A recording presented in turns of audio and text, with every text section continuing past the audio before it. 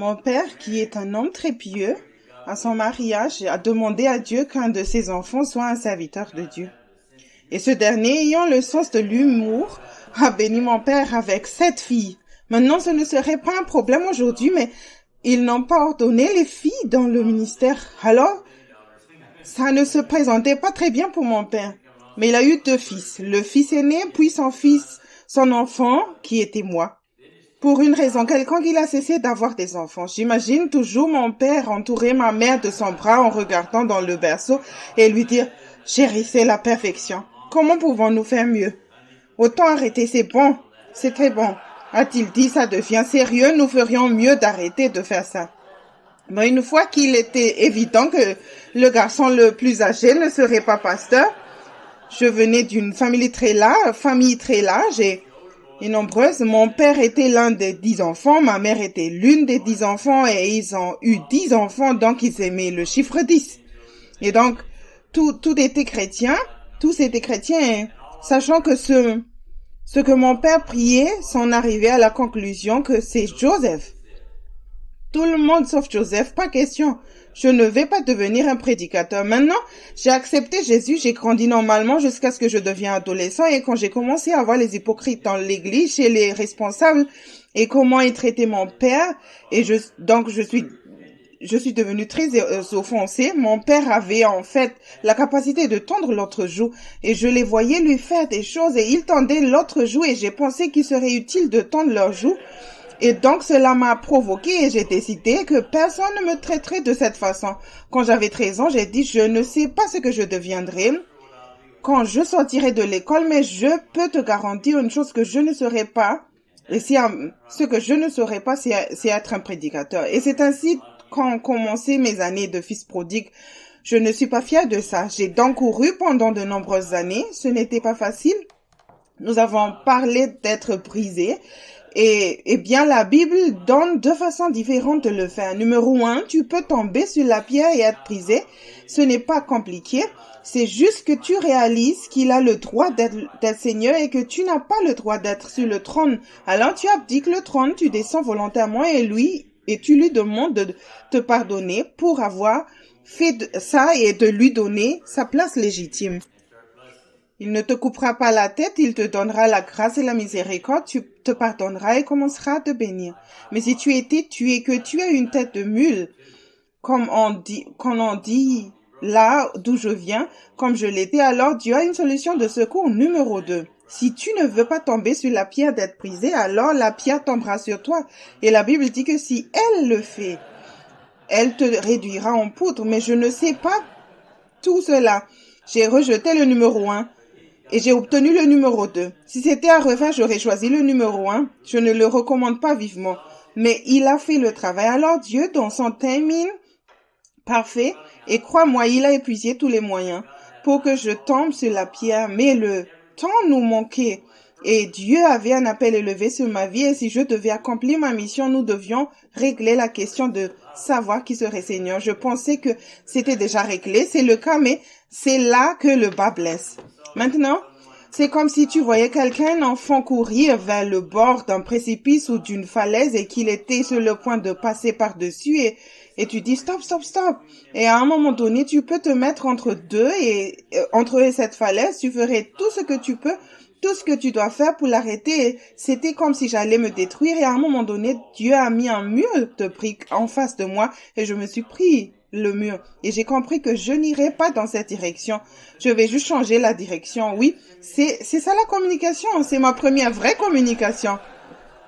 Je recommande d'autres façons maintenant, mais ça a fait le travail. Alors, dans un timing parfait, il a conçu une pierre parfaite pour moi et a mis pour Joseph de la part de Jésus avec amour. Et il l'a laissé tomber. Ça a fait le travail et ça m'a réduit en poudre. Maintenant, je ne vais pas passer beaucoup de temps à parler de cela, mais quand cela s'est produit, comme Keith a partagé une partie de son témoignage parce qu'il a vécu des expériences similaires, mais la mienne était si dramatique et un brisement si dramatique et en un jour, ma vie totale a changé. Je veux dire que je suis tombée amoureux du Seigneur, mais Cette question de savoir qui sera le Seigneur et de choisir, de faire confiance, tout cela s'est fait en un jour et je suis tombé amoureux de lui. Et c'est un jeune homme qui m'a témoigné à l'époque de l'amour de Jésus. Et quand j'ai fini, j'ai enfin retrouvé mon calme. Je lui ai dit, si quelqu'un pouvait m'aimer comme Jésus vient de m'aimer, aussi peu aimable que j'ai été, je veux le connaître. Je veux le connaître de manière personnelle et intime comme je connais ma femme. Comment je fais ça? Il n'en avait aucune idée, il s'est énervé, il a pris sa Bible et il a dit, lis ta Bible. J'ai dit, où dans la Bible? Il a dit, lis Jean, il parle de son amour. Puis il a eu de l'audace et m'a donné un bon conseil, il a dit, ne te contente pas de tirer quelque chose de nulle part et n'essaie pas d'y croire si tu veux avoir la foi en quelque chose. Trouve des écritures claires et nettes qui te donnent l'autorité pour ce que tu veux. Que tu aies la foi en la parole de Dieu et pas une idée brillante.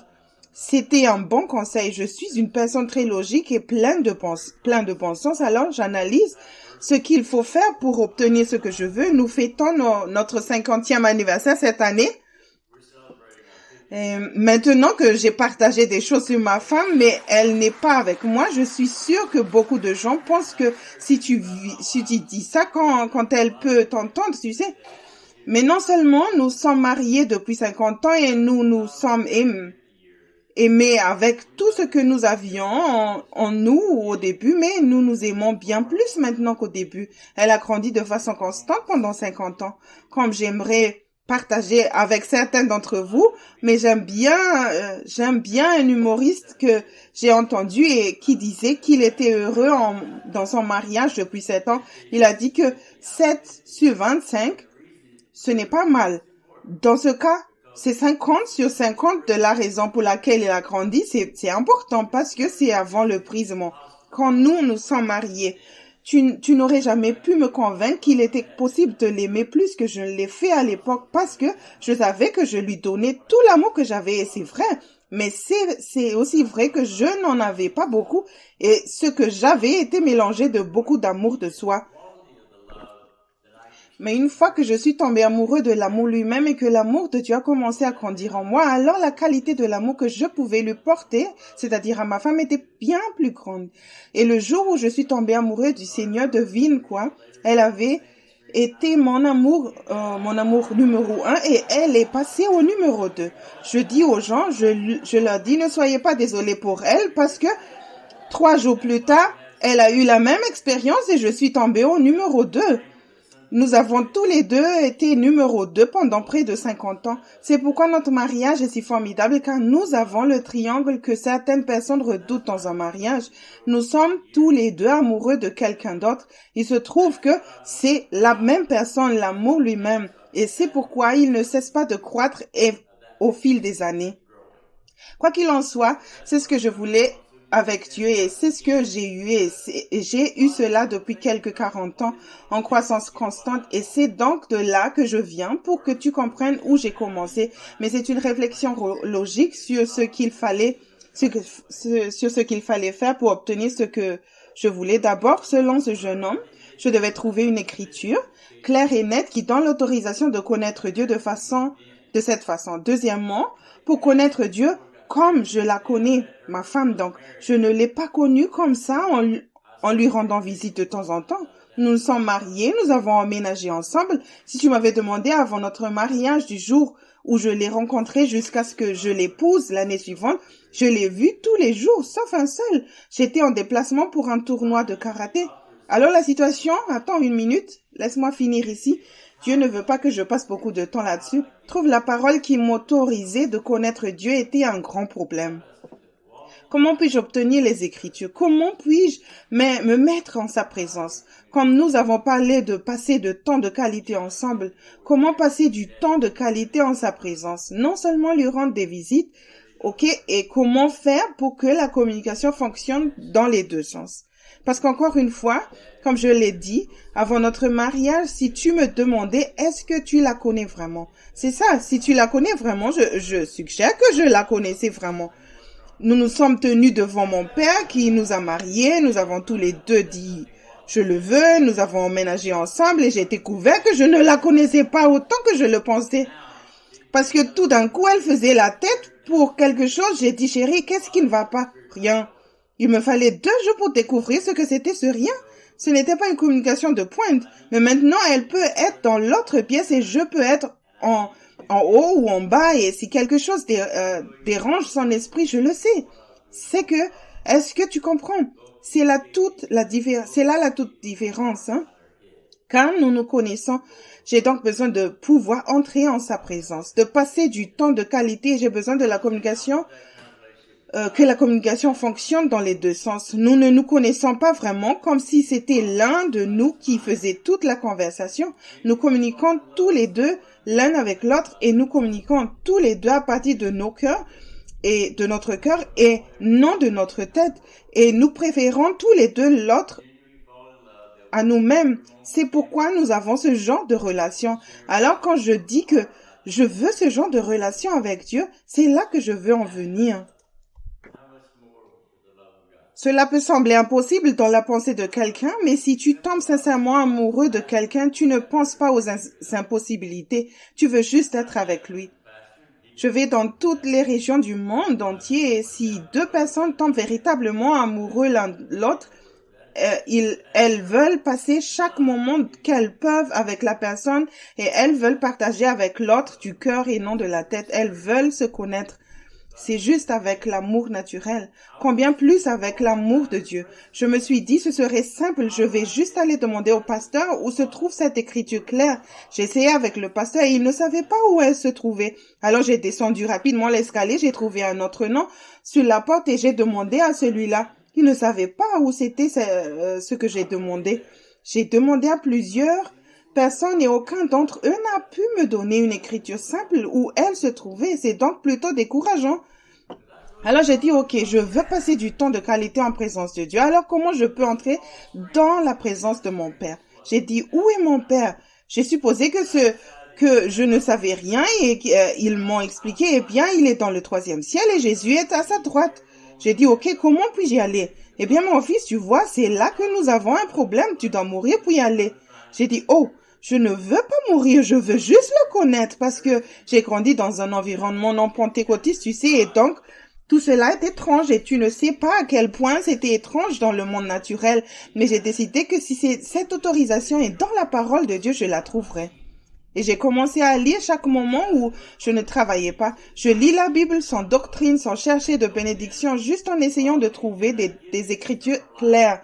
J'ai trouvé beaucoup de passages qui sont encourageants, mais un jour j'étais dans chapitre 10 de Jean, et Jésus prêche comme d'habitude. Les pharisiens s'énervent et il les réprimande en quelque sorte et dit, vous n'entendez pas ma voix parce que vous n'êtes pas de mes brebis. Et au verset 10, verset 27, première partie de 28, il dit, mes brebis entendent ma voix, je les connais, elles me suivent et je leur donne la vie éternelle. Maintenant, il a dit ça comme si c'était normal. Je savais que j'étais sa brebis, je savais qu'il était un grand berger, mais je n'entendais pas sa voix. Tout en moi voulait le suivre, mais je n'entendais pas sa voix. Je ne savais pas où il voulait que j'aille. Et il a dit, je leur donne la vie éternelle. Il y a tellement de choses que je croyais savoir en grandissant à l'église et dont je sais maintenant que ça n'était pas la vérité. J'écoutais et je me contentais de transmettre tout ce que les autres disaient. Je n'ai jamais testé, vérifié quoi que ce soit.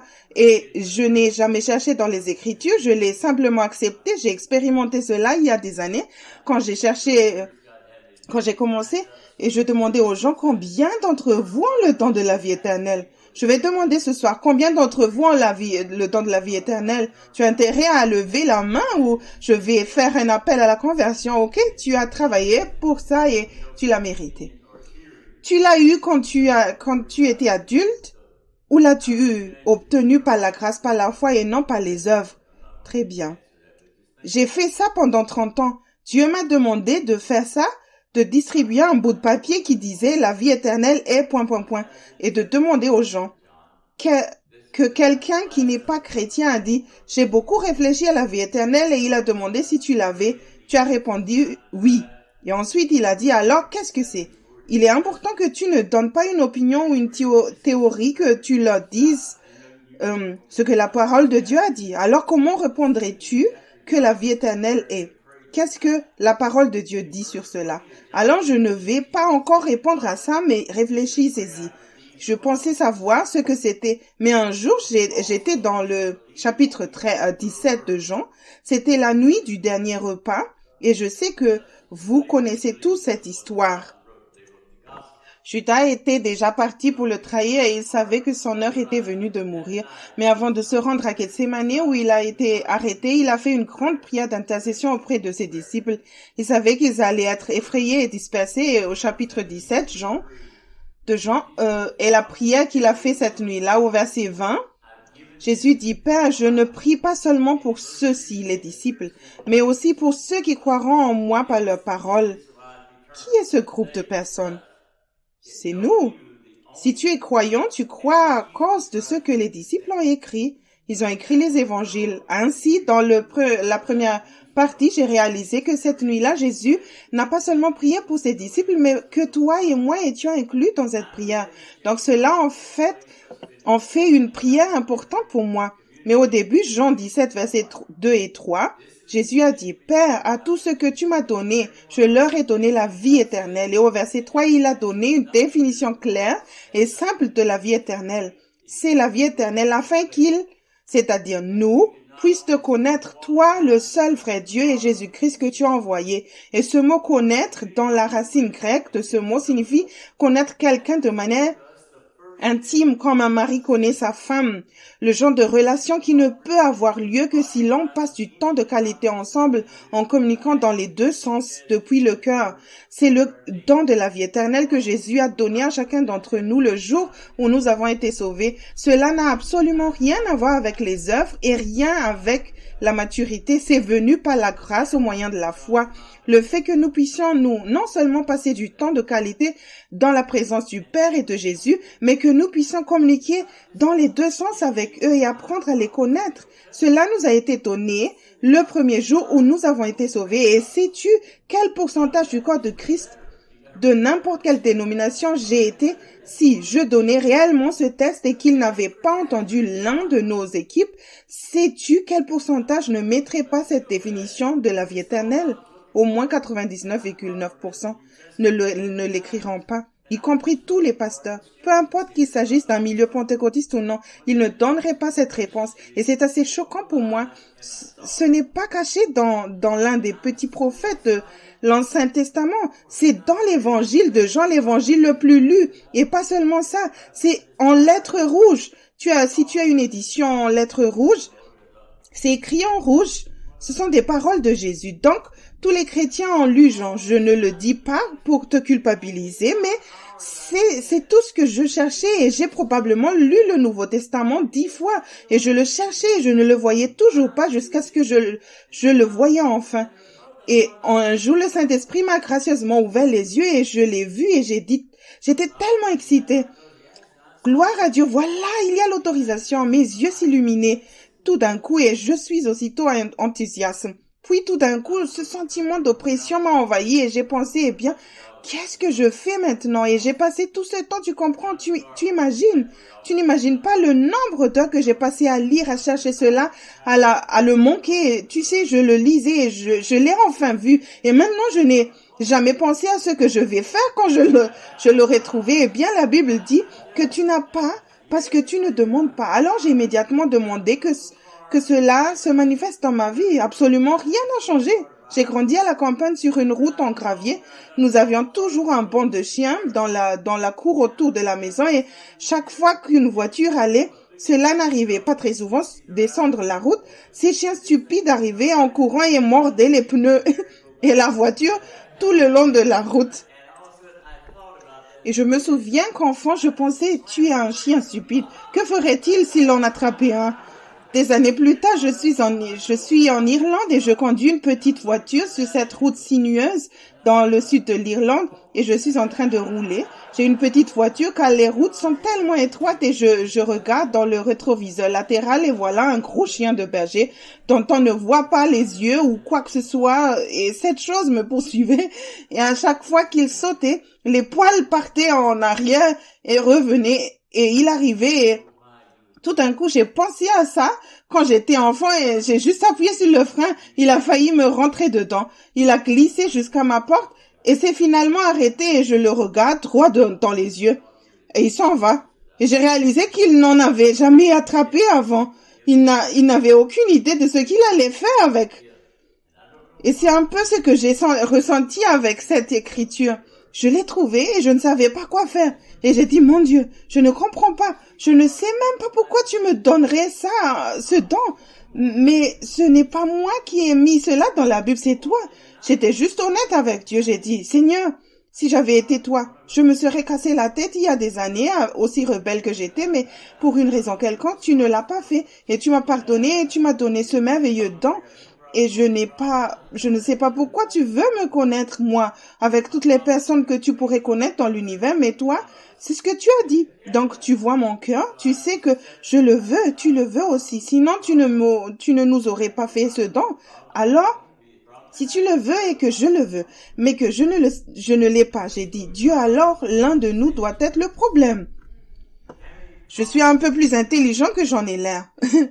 Il ne m'a pas fallu longtemps pour comprendre qu'il n'était probablement pas le problème. Maintenant, je n'en étais pas sûre parce que je ne le connaissais pas, mais mon père le connaissait. La façon dont il en parlait montre que ça doit être l'un de nous. C'est moi. Alors, j'ai simplement accepté le fait que c'était moi le problème. Mais le problème était que je n'avais pas essayé d'être le problème. Je ne voulais pas être le problème et je ne savais pas pourquoi j'étais le problème. Je vais dévoiler. J'aime démasquer les ruses de Satan. Combien de personnes connais-tu que tu sais que tu devrais recevoir maintenant et jouir maintenant, mais tu n'arrives pas à le faire fonctionner? Je te demande s'il y a quelque chose que tu as déjà, que tu ne connais pas, mais quelque chose que tu as déjà étudié sérieusement et que tu t'es donné à fond et tu as essayé de mettre en pratique, que tu as demandé à tous ceux que tu connaissais et qui ne fonctionnent pas toujours. Que fais-tu quand tu atteins ce point de frustration? Normalement, et cela n'a pas beaucoup d'importance dans quel pays je vais. Normalement, alors, nous crions à Dieu, n'est-ce pas? Et la prière se déroule normalement comme ça. Elle commence ainsi, Dieu, je ne comprends pas, c'est vrai, je fais tout ce que je sais faire pour que ça marche et ça ne marche pas, je ne sais pas pourquoi. Mais quoi faire d'autre? Maintenant, tout cela est vrai à ce point. Puis nous faisons généralement cette déclaration, Dieu, je ne sais pas quoi faire d'autre et je te le donne. Cela semble familier, hein? Eh bien, c'est l'une des façons dont Proverbe 14:12 a dit, il y a un chemin qui semble juste à l'homme, mais qui mène finalement à la mort. Dès que nous faisons ça, tu sais que ça vient de se passer. Maintenant, c'est facile. Satan te donnera des écritures sorties de son contexte. Si tu ne comprends pas ce passage, il te donnera. Déchargez-vous de vos soucis sur moi, car moi-même prends soin de vous. C'est donc logique et nous donnons cela au Seigneur, mais que se passe-t-il lorsque nous faisons cela? Nous nous excusons simplement d'être le problème et maintenant nous attendons que Dieu fasse quelque chose. Le problème, c'est qu'il n'est pas le problème. Donc nous attendons qu'il fasse quelque chose et il attend que nous faisons quelque chose. Tu sais, qui attendra le plus longtemps? Et au début, je me disais que s'il devait être têtu, je serais têtu. C'est un peu comme si le Seigneur avait dit, d'accord, je reviendrai te voir dans un jour ou deux. Mais un jour avec le Seigneur peut être 1000 ans. Mais c'est ce que font la plupart des gens. Ils font ça et ils attendent pendant 50 ans sur lui pour faire quelque chose et essayons de ne pas être offensés contre Dieu parce qu'il ne fait pas et qu'il est assis là, attend depuis aussi longtemps que nous fassions quelque chose.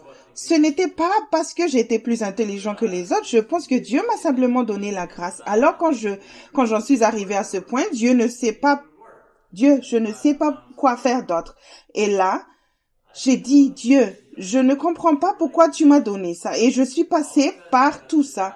Alors, quand je suis arrivée à la fin de cette discussion, mais manifestement, j'ai dit, Dieu, alors il doit y avoir une condition à cette promesse. Si tout ce que j'avais à faire était de demander au Seigneur, alors je l'aurais déjà. Le problème est que je ne sais pas quelles sont les conditions, mais j'ai réalisé que s'il y a des conditions et qu'on pouvait les identifier et les supprimer jusqu'à ce qu'il n'y ait plus de conditions, alors ça marcherait. C'est mon approche basée sur le bon sens.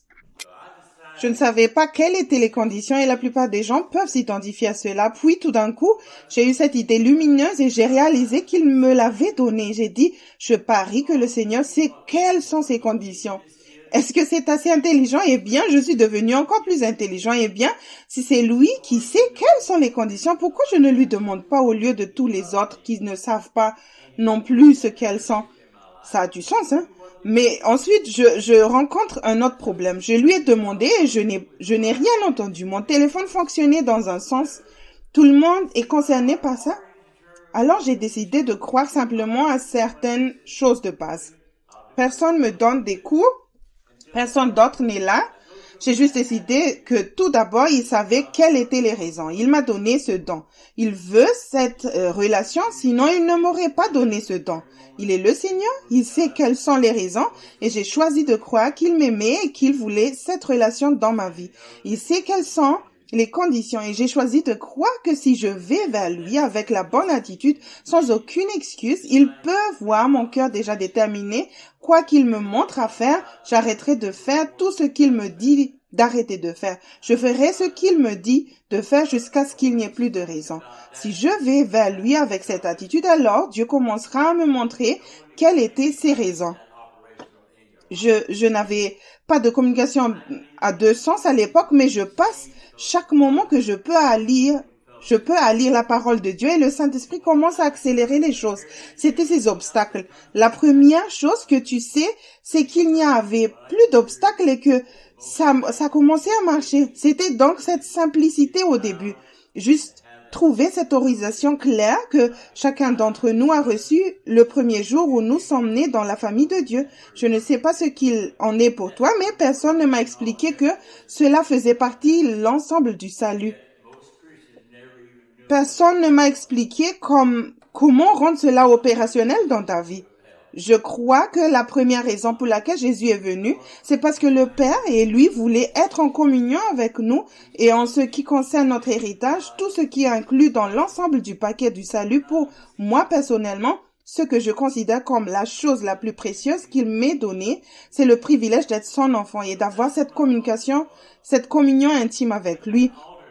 Que je puisse demeurer dans sa présence, que je puisse communiquer avec lui et que je puisse le connaître et de cette façon très personnelle et intime. Cela a plus de valeur pour moi que tout le paradis ou tout ce que Dieu possède. Et pourtant, la plupart des chrétiens n'ont jamais su ce qu'était ce don. Ils se disent qu'ils ne voulaient simplement pas aller en enfer. Je suis juste honnête. Ou quel est mon héritage, qu'est-ce que je reçois, je peux obtenir ceci et cela et nous commençons à chercher les choses de Dieu, ses dons et ses bénédictions et nous ne cherchons même pas sa personne. Et je crois que c'est la raison principale pour laquelle il est venu afin que nous puissions avoir une relation avec lui. C'est donc sur ça que je me suis concentrée.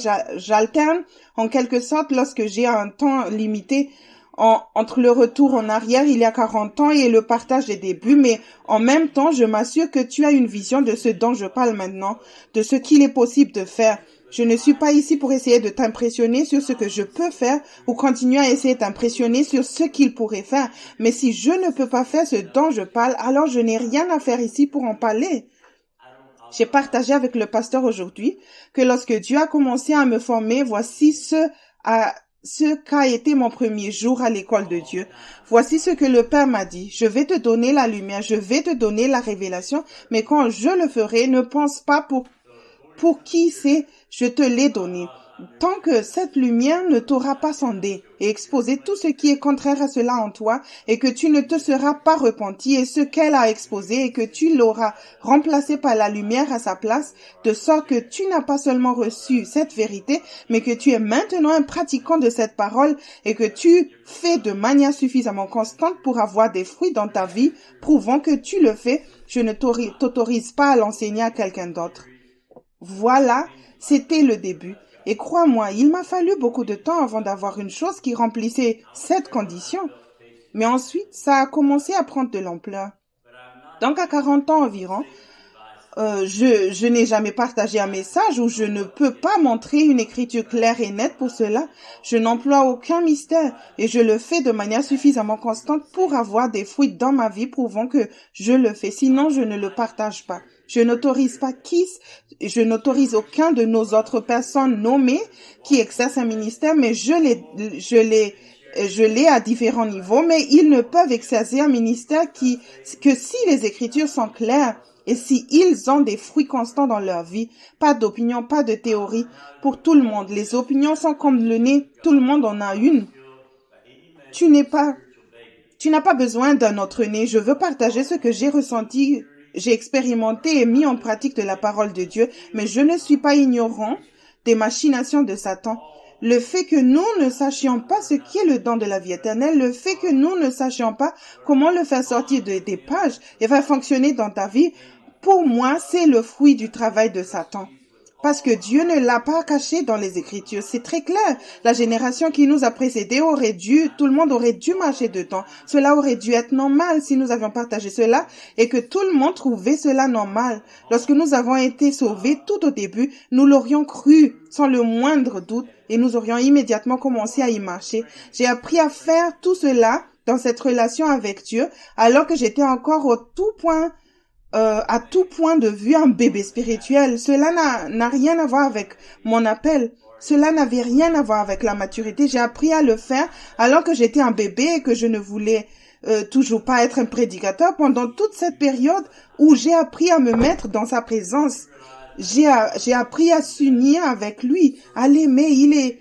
Il est devenu mon premier amour. J'ai pu faire confiance à Jésus de tout mon cœur. Il est devenu le Seigneur absolu de ma vie. Tout cela alors que j'étais un bébé chrétien et je passais du moment de qualité dans sa présence. J'avais une communication à deux sens constante qui fonctionnait à la maison, qui fonctionnait au travail et les fruits étaient produits. J'avais une croissance rapide. Avant de me former, de commencer à me former au ministère, nous pensions que pour quelqu'un qui a une communication très proche avec Dieu peut-être, ou qui entend sa voix de temps en temps assez régulièrement à un niveau élevé de maturité spirituelle. Parce que parfois, c'est ce que font ceux que nous voyons. Mais est-ce que tu réalises combien d'entre eux qui peuvent faire ça lors d'un service ou dans une réunion particulière ne peuvent pas le faire le lundi matin? S'ils sont au travail ou s'ils sont occupés, ils sont de retour dans le monde naturel et fonctionnent comme tout le monde. Nous sommes censés vivre dans sa présence. Nous sommes censés marcher et avoir notre être en Christ dans le monde spirituel. La simplicité de l'évangile qui nous a fait nous en éloigner. Pourquoi est-ce que c'est devenu compliqué? Pourquoi est-ce devenu si mystérieux, si difficile? Nous savons que Satan est l'auteur de la confusion. Alors, où cela est-il devenu difficile? Satan est cet expert des voies qui semblent justes. Pour que je commence à grandir et que je puisse y rester constamment, j'ai dû passer par toutes les étapes. J'ai essayé de passer à l'étape suivante, mais il y avait une raison pour laquelle je n'arrivais pas à le faire. Mais une fois que j'ai compris cela et que je me suis adressé au Seigneur, je vois alors que j'élimine les 2, les 4 choses, peu importe ce que c'était, et je passe à une autre étape. Maintenant, je vise quelque chose de beaucoup plus loin, mais je me fixais des objectifs à court terme. J'y arrivais, puis j'ai essayé d'aller jusqu'à ce que je puisse aller un peu plus loin, puis boum, je rencontrais une autre pierre d'achoppement. Et ce que j'ai fait, c'est découvrir les raisons de cet obstacle, passer à la vitesse supérieure et aller un peu plus loin.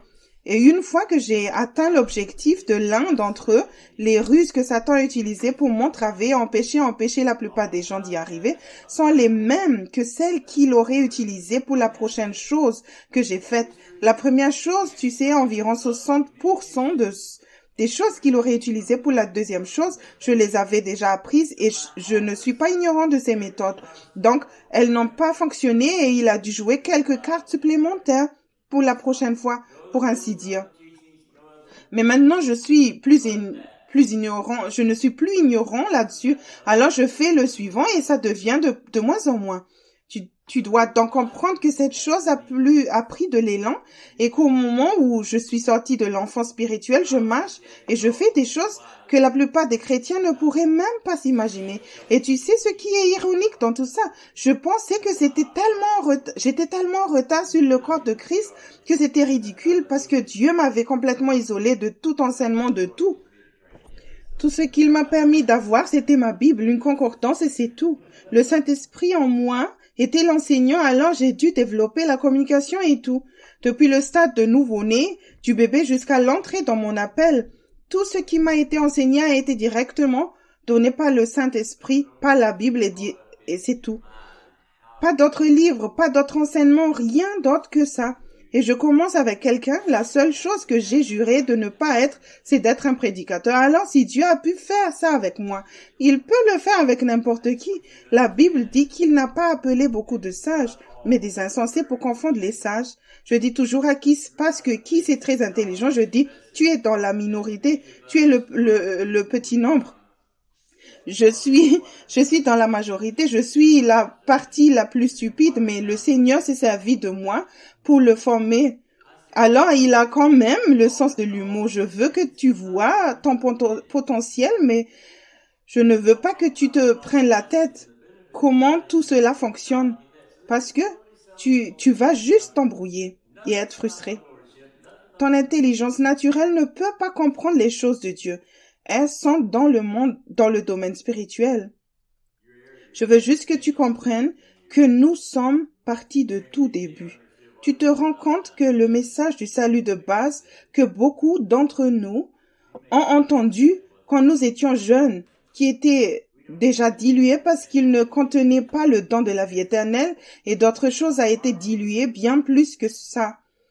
Je les vois à la télévision dire ça. Ils font un appel à l'autel et la repentance n'en fait même pas partie. Ils parlent de toutes les bénédictions et des bienfaits de Dieu et il faut être un enfant pour en bénéficier. Donc, ils ont un motif totalement égoïste pour venir. Rien sur la Seigneurie, rien sur la repentance de tes péchés. Ta région a eu un finé il y a plusieurs années. Je peux te garantir qu'ils ont compris de quoi il s'agissait au moment où il les a amenés à prendre une décision. Il a fait comprendre exactement quelles étaient les conditions pour tout. Nous ne le faisons pas de nos jours parce que nous pensons, il serait offensé et les gens n'entendront pas. Alors, quel genre de mal faisons-nous aujourd'hui? Parce que nous les laissons dans une situation où ils ne peuvent pas entrer dans la communion de Dieu. Ils ne peuvent pas entendre sa voix, ils ne peuvent pas rester dans sa présence, ce qui les laisse dans le monde naturel où Satan a accès et il vole et détruit continuellement dans leur vie. Lorsque j'ai commencé, je n'avais pas l'intention d'être un prédicateur. Tout ce que je voulais, c'était que certaines choses fonctionnent et je ne me souciais pas de savoir comment elles fonctionnaient. Je suis donc bénie d'avoir cette foi enfantine qui m'a permis de contourner les raisonnements et la compréhension.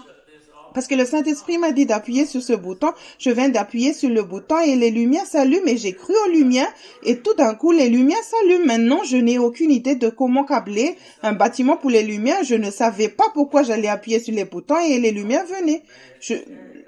Je m'en occupais pas. Je voulais de la lumière et de la lumière s'est allumée. Mais l'attitude de Thomas est la suivante. Je ne vais pas appuyer sur ce bouton si tu ne m'as pas expliqué pourquoi ces lumières s'allument et comment câbler le bâtiment. Je ne fais qu'appuyer sur les boutons. J'ai donc traversé toute cette période à toutes ces choses fonctionner sans comprendre aucune preuve pourquoi elles fonctionnaient. Tu comprends? Maintenant, je ne comprenais pas les voies de Dieu pour savoir pourquoi ça marchait vraiment. Je ne comprenais pas les détails de la stratégie de Satan et comment ça marche exactement. Je ne fais tout simplement pas ça. Alors j'ai éteint ceci, allumé cela, éteint cela, allumé cela et les choses ont marché. Plus tard, alors que je mûrais, je vais à l'église et j'ai juste mentionné quelque chose que le Seigneur m'avait dit qui se passait et j'étais presque gênée de le partager parce que je pensais que, bien que tout le monde pensait, tu viens juste d'apprendre ça, nous le savons depuis des années. Et j'étais dans une fraternité d'environ 300 personnes et voici l'un des anciens. Il m'a regardé. Tu as quoi? Et il avait l'air choqué quand je lui ai dit que je venais de mentionner. Le Seigneur m'a montré ça. Et il avait l'air choqué. Comment ça, tu entends le Seigneur? Et j'ai pensé, comment ça, tu ne l'entends pas? Et ça m'a vraiment fait peur, tu sais. Ensuite, quand je partageais et que je disais quelque chose, c'était, comment ça marche exactement? Je ne savais pas comment ça marchait. Tout ce que je sais, c'est que je le fais. Alors, une fois que j'ai commencé à enseigner, j'ai dû revenir en arrière et tout démonter. et voir exactement comment ça fonctionnait. Que je pouvais faire ça. Mais je t'encourage à appuyer sur les boutons. C'est pour cela qu'il nous a donné la foi. Tu n'as pas besoin de comprendre tout ce que tu as fait. C'est de lui faire confiance. Il dit, saute.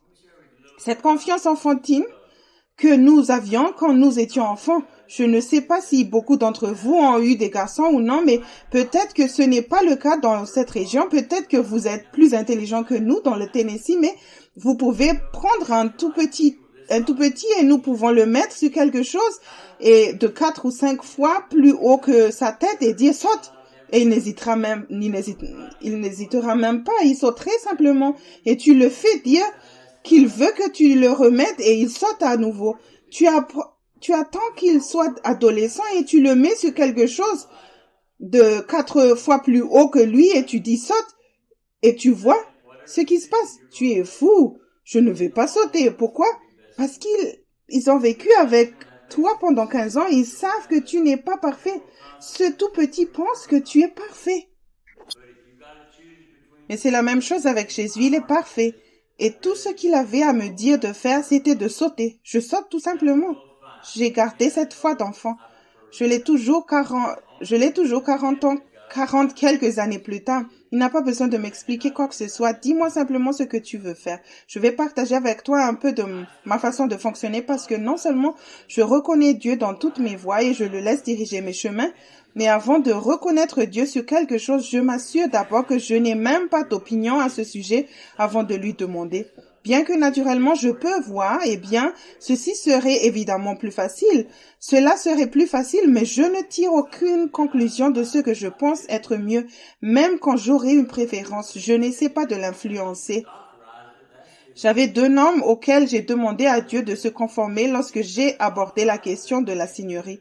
Premièrement, Seigneur, la seule chose que je demande, c'est que quoi que tu fasses dans ma vie, je veux d'abord que cela te glorifie. Et deuxièmement, quelle que soit la décision que tu vas prendre, qu'à long terme, ce soit le mieux pour moi. Je me rends compte que tu vas devoir prendre certaines décisions qui auraient des conséquences temporelles ou des conséquences éternelles, mais si tu dois choisir entre les deux, je dis simplement que mon cœur est que je préférerais que tu choisisses ce qui aurait les conséquences éternelles. Si tu peux avoir les deux, très bien, mais si tu ne peux pas avoir les deux, je préfère l'éternel. C'est le seul accord que j'avais avec Dieu lorsque j'ai traité la question de la seigneurie et je n'ai pas essayé de réécrire ce contrat depuis 40 ans. Donc, quand je commence et que je reconnais Dieu sur quelque chose avant de savoir ce qu'il dit, la réponse est déjà oui. Avant même de savoir ce qu'il dit, je n'attends pas d'attendre ce qu'il dit pour décider ensuite si je vais dire oui ou non. C'est oui avant même que je sache ce qu'il dit. Peu importe ce qu'il dit, il faut que ce soit oui. Maintenant, s'il me dit de faire quelque chose que je ne pourrais pas faire, je vais quand même le faire. Parce que s'il a dit de le faire, cela veut dire qu'il l'a autorisé. C'est l'onction et il prévoirait tout ce qu'il faut pour que ce soit fait. Alors je l'essaierai. Mais si je n'y arrive pas, je m'adresserai à lui et je découvrirai ce qu'il a autorisé pour me permettre de le faire. Je me l'approprierai par la foi, puis je l'utiliserai de manière légale et ensuite je ferai ce qu'il dit.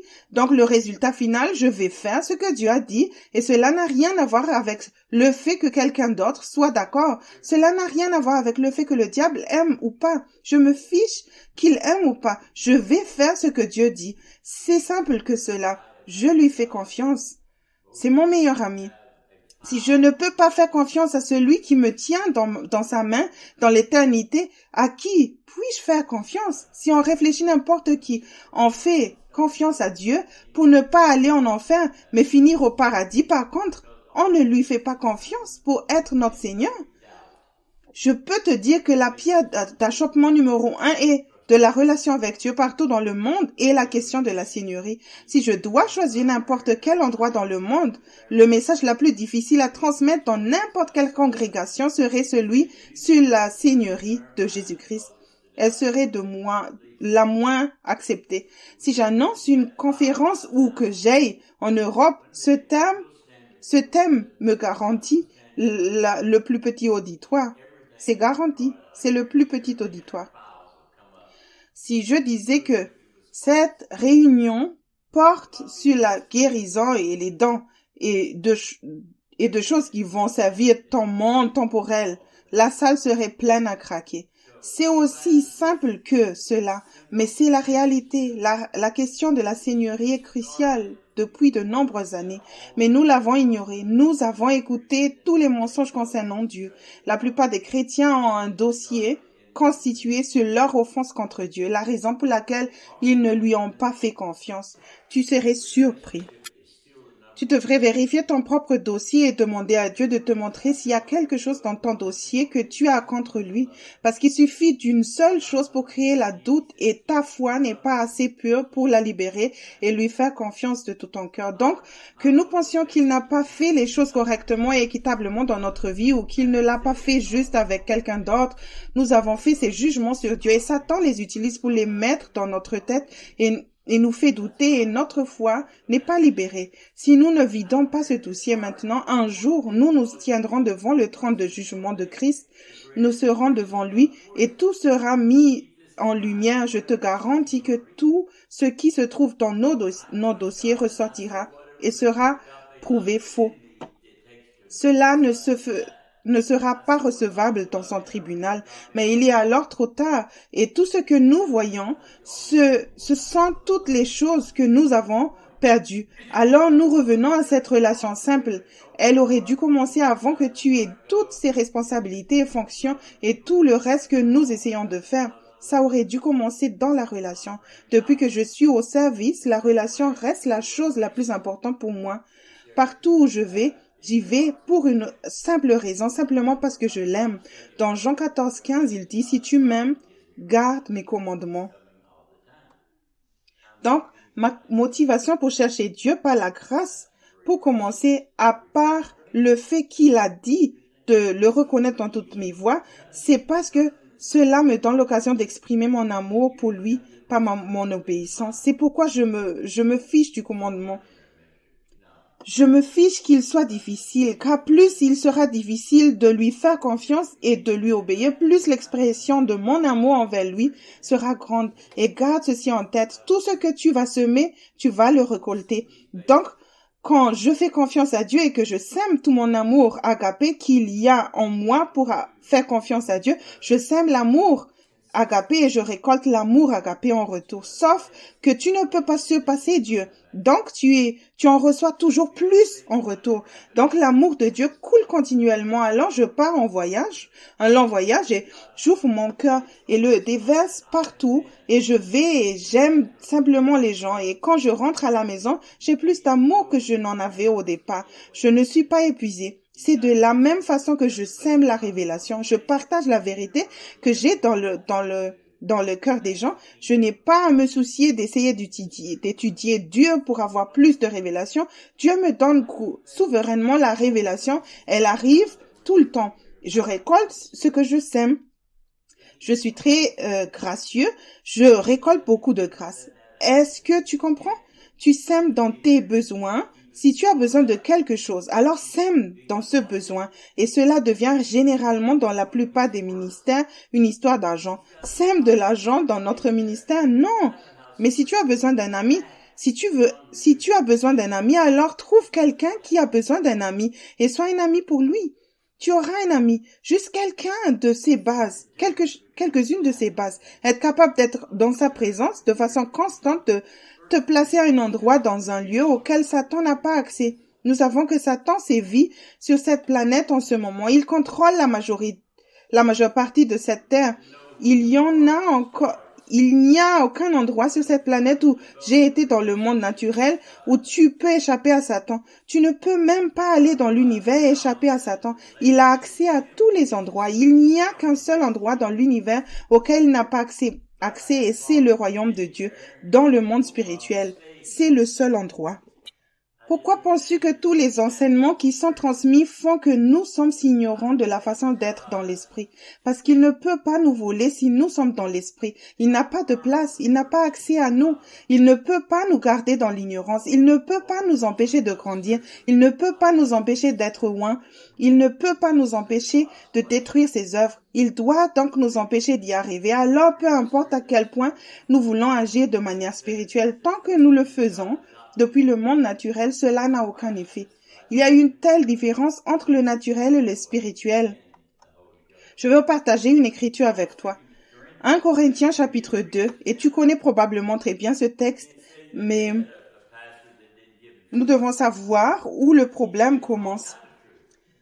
Parce qu'il essaie de développer la relation avec Dieu. Je réalise maintenant que la relation avec lui se trouve dans le monde spirituel, dans son royaume, mais j'ai eu des problèmes pour y arriver, encore plus pour y rester. Je ne comprenais pas la différence entre le naturel et le spirituel.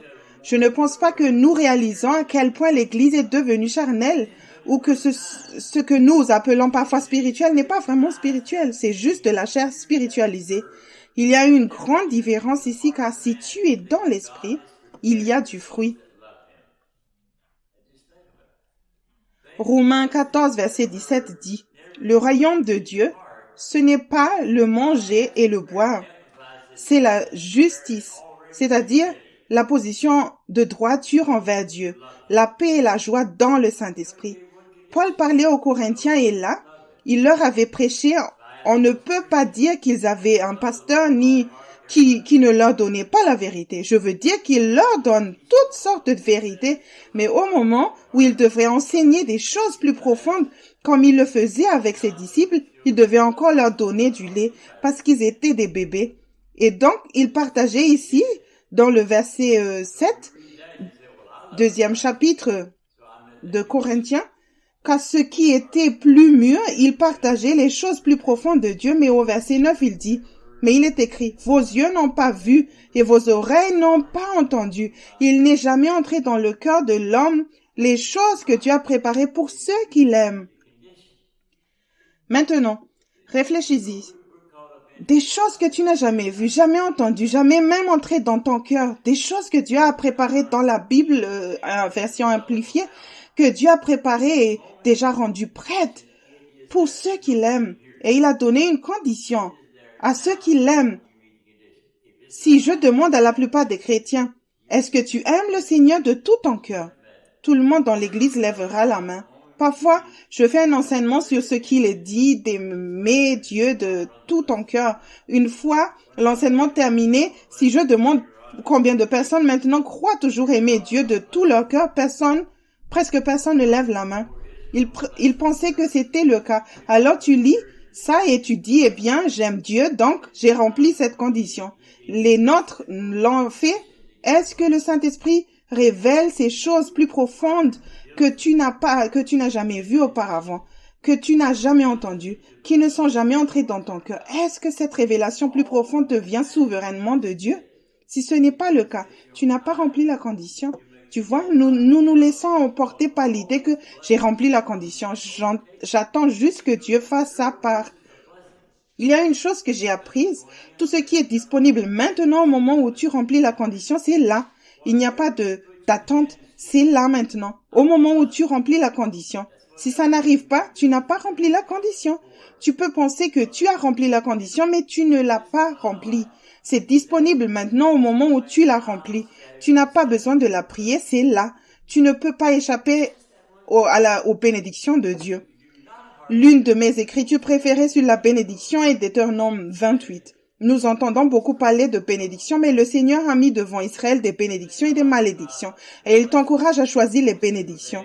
Mais dans Deutéronome 28, il a donné une condition simple pour obtenir les bénédictions. Si tu écoutes attentivement, et écouter signifie que tu prends l'initiative, tu écoutes attentivement la voix du Seigneur ton Dieu pour faire tout ce qu'il te commande de faire aujourd'hui. Alors, il te placera en haut. Il fera de toi tête et non la queue, et il fera en sorte que toutes ces bénédictions viennent sur toi et t'envahissent. Puis il passe en revue plusieurs versets de bénédiction. Je te bénirai en entrant, je te bénirai en sortant, je te bénirai à la ville.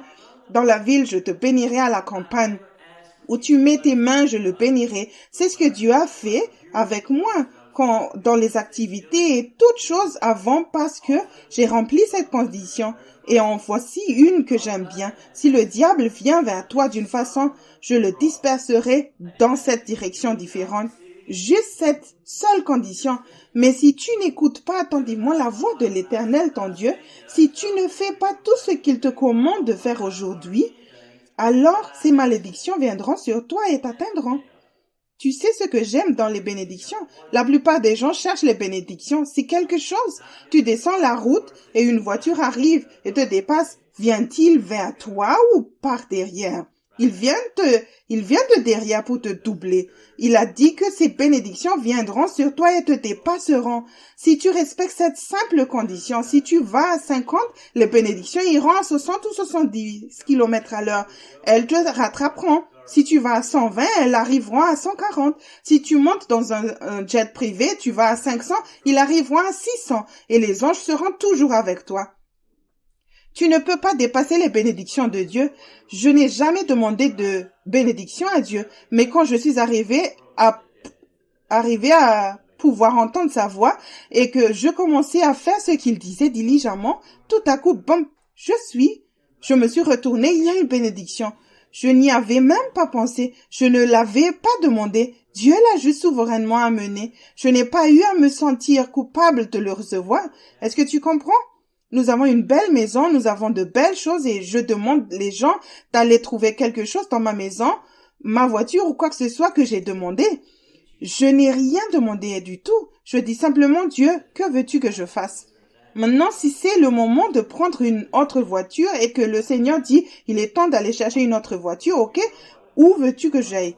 Récemment, la dernière que j'ai achetée, il m'a dit, à la sortie de l'église, allons-y. Le Seigneur a dit, il est temps d'aller chercher une autre voiture. Notre autre est vraiment vieille. Nous vivons dans une ville qui compte 100 concessionnaires différents. Il m'a dit exactement où aller. Nous avons marché jusqu'à la voiture qu'il a dit de prendre et en quelques minutes, je conduis la voiture à la maison. Pas de conflit, pas de lutte, juste comme ça. Seigneur, combien veux-tu donner? Que veux-tu donner? Je lui ai donné le prix. Seigneur, que veux-tu que je paye? Il m'a donné le prix. Quand nous sommes allés l'acheter, le type a dit qu'il n'y avait aucune chance qu'il accepte ça. Il a dit, ce n'est pas à toi de prendre une décision. Tu la portes au directeur. Soit il accepte, soit il ne l'accepte pas. S'il ne fait pas, alors nous continuerons la route. Il revient quelques minutes plus tard. Je n'arrive pas à le croire. Il a dit oui. Nous prenons la route. C'est simple. Le Seigneur dirait, va en ville. Il voulait que Charlie porte une nouvelle robe. Alors j'irai faire du shopping. Tu comprends? C'est lui qui choisit. Maintenant, je ne dis pas que c'est faux de demander. Ne te méprends pas. Tu n'as pas, parce que tu ne demandes pas, dit l'Écriture. Je dis juste que je ne demande pas. Seigneur, tu sais ce dont j'ai besoin. Tu sais ce que je veux. Quand je le veux, avant même que je demande, il le sait. Je lui fais confiance pour cela. S'il y a quelque chose dont je ne suis pas sûre, je dis, Seigneur, veux-tu que je fasse ça? C'est juste oui ou non. Et peu m'importe la réponse. Oui ou non, je veux juste faire ce qu'il a dit. Alors gardons cette chose simple. Mais ici, il dit que les choses profondes de Dieu étaient réservées à ceux qui l'aiment vraiment. Et le verset 10 dit, mais Dieu nous les a révélées par l'Esprit, car l'Esprit sonde toutes choses, même les choses profondes de Dieu. Maintenant, Paul disait que le Saint-Esprit devait les révéler à eux. C'est lui qui a écrit la plus grande partie du Nouveau Testament. Mais remarque qu'il a dit, Dieu nous les a révélés. Beaucoup de chrétiens lisent cela et ils disent ce que nous, comme nous. Mais ce n'est pas nous. C'était Paul et ses disciples. Ce n'est même pas les Corinthiens. C'était Paul et ses disciples parce qu'ils remplissaient les conditions. Ils aimaient le Seigneur.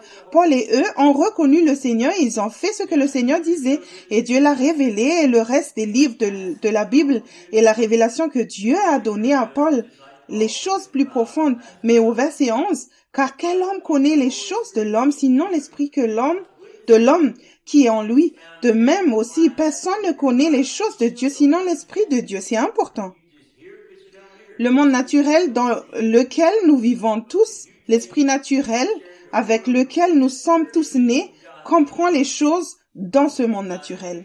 L'éducation que nous sommes tous allés à l'école, nous avons eu à l'école et que nous avons reçu, se situe dans le domaine naturel. La compréhension des choses dans le monde naturel, le raisonnement et la compréhension, la façon dont nous traitons les informations, tout cela est dans le monde naturel et cela fonctionne bien dans le monde naturel. Mais d'un autre côté, les choses de Dieu, personne d'autre ne connaît que l'Esprit de Dieu, pas l'Esprit de l'homme. Aucun homme par l'esprit naturel ne peut connaître les choses de Dieu, seulement l'esprit de Dieu. Maintenant, c'est un passage important. Donc, si tu veux comprendre quoi que ce soit sur Dieu, la seule personne qui peut révéler quoi que ce soit dans le monde spirituel est le Saint-Esprit. Maintenant, il le révèle à ton pasteur et il te le transmet. Il peut le révéler comme Paul l'a fait dans la Bible et le transmettre. Mais si le Saint-Esprit en toi ne témoigne pas et n'explique pas cela et ne l'applique pas dans ta vie, tu ne le comprends pas, toujours pas. Tu l'entends juste, mais tu ne l'entends pas. Tu vois même, tu ne vois pas. Parce que si tu partages la parole qui est clairement venue de Dieu pour lui, mais que lorsque tu l'as reçue, tu commences à la traiter par ta tête, à partir du naturel, tu ne vas rien comprendre. Tu ne seras pas capable de le faire. Tu ne seras pas capable de marcher dedans. Ça ne fonctionnera pas. Tu dois le traiter dans le monde spirituel, comme le dit au verset 12. Or, nous n'avons pas reçu l'esprit du monde, mais l'esprit qui est de Dieu, afin que nous connaissions les choses qui nous sont données librement par Dieu. L'une des choses qui m'a préoccupée il y a des années, parce que je n'ai pas grandi chez les pentecôtistes, alors j'ai commencé à fréquenter des pentecôtistes et des chrétiens remplis de l'esprit, de voir combien d'entre eux se sont limités et ont mis les limites au Saint-Esprit. Ils ont eu un peu plus d'expérience que quelqu'un d'autre, puis ils ont construit une petite boîte autour de cela et c'est tout. Même lorsque Paul a terminé sur les dons dans le chapitre 12 de 1 Corinthiens et au verset 31, il a dit « Aspirez aux dons les meilleurs et je vais encore vous montrer une voie par excellence. » Et il est passé directement au chapitre de l'amour. Et normalement, ça ne fait pas tilt. Et comment c'est la voie la plus excellente. Il y a toujours un autre niveau, une autre façon d'aller avec Dieu. Mais dès que nous arrivons à un certain point, que nous mettons une boîte autour et nous nous arrêtons là, je te garantis que Dieu va sauter ta boîte. Tu ne vas pas le garder dans une boîte. Mais cet esprit de Dieu est Dieu. Nous devrions vouloir tout savoir sur lui. Si tu n'es pas pentecôtiste, nous avons fait l'expérience du Saint-Esprit de 4 manières différentes. Les pentecôtistes le vivent de 6 ou 7 façons différentes et nous le mettons dans une boîte. Eh bien, qu'en est-il des autres millions de façons dont il peut se manifester? Pourtant, il y a tellement de façons différentes dont il peut se manifester. C'est ridicule et nous ne le cherchons pas parce que nous sommes accrochés à cela. Et même ce que nous croyons, nous ne l'explorons pas. Et tu sais, nous ne passons pas à la connaissance, à la sagesse, à la profondeur, à la largeur et à la hauteur. On reste seul et nous faisons juste comme ça. Nous ne comprenons même pas pourquoi ça marche. Ça marche juste parfois, mais nous n'arrivons pas à être consistants. Mais c'est le Saint-Esprit qui comprend ces choses. Verset 13, 1 Corinthiens 2. Nous parlons aussi de ces choses, non avec des discours concernant la sagesse humaine, mais avec ceux qui concernent le Saint-Esprit, employant un sagesse spirituelle pour les choses spirituelles. Mais l'homme naturel ne reçoit pas les choses de l'Esprit de Dieu, car elles sont pour lui une folie, et il ne peut pas les connaître parce qu'elles sont discernées spirituellement. Réfléchis à cela. L'homme naturel ne reçoit pas les choses de l'Esprit de Dieu. Le monde naturel dans lequel nous avons tous reçu notre éducation, la façon dont la plupart des gens fonctionnent dans notre vie quotidienne, ne les reçoit pas. Pourquoi? Parce que c'est de la folie pour eux. Si tu fonctionnes dans le monde naturel, n'importe qui, plus quelque chose est profond, spirituel, plus il commence à partager avec toi des choses spirituelles, plus ça devient insensé. Jusqu'à ce que tu veuilles les enfermer quelque part, ils sont fous. Ils semblent fous. Ça n'a aucun sens, mais c'est du monde naturel. Paul a dit au chapitre 3, verset 1 Corinthiens 3, verset 1 à 3, il a dit, « Et moi, frère, je n'ai pas pu vous parler comme à des spirituels, mais comme à des charnels, comme à des enfants en Christ. Des bébés en Christ, je vous ai nourri de lait et non de la nourriture solide, car vous ne pouvez pas la supporter, et vous ne la pouvez pas maintenant, car vous êtes encore charnels. En effet, puisqu'il y a parmi vous de la jalousie et des disputes, n'êtes-vous pas charnels et ne marchez-vous pas selon l'homme? 1 Corinthiens 3, verset 4. L'un dit que je suis de Paul et l'autre que je suis d'Apollos. N'êtes-vous pas charnel? Maintenant, nous entendons ce mot charnel et tout ce dont on parle est ici dans le monde naturel. Tu fonctionnes, chacun de nous ici, soit dans le monde naturel, soit dans le monde spirituel à tout moment de la journée. Tu ne l'es pas. Tu ne peux pas faire les deux en même temps. Soit tu fonctionnes depuis le naturel, soit tu fonctionnes depuis le spirituel. Dans le royaume de Dieu, dans le monde spirituel, tu peux fonctionner dans le royaume de Dieu et tu peux fonctionner dans le monde naturel. Mais dans la nature d'Adam, tu ne peux fonctionner que dans le naturel, tu ne peux pas fonctionner dans le monde spirituel. Donc la différence entre nous et les non-chrétiens est le fait que nous sommes héritiers et que nous sommes autorisés à vivre, à nous déplacer et à fonctionner dans le monde spirituel. Eux ne peuvent pas le faire.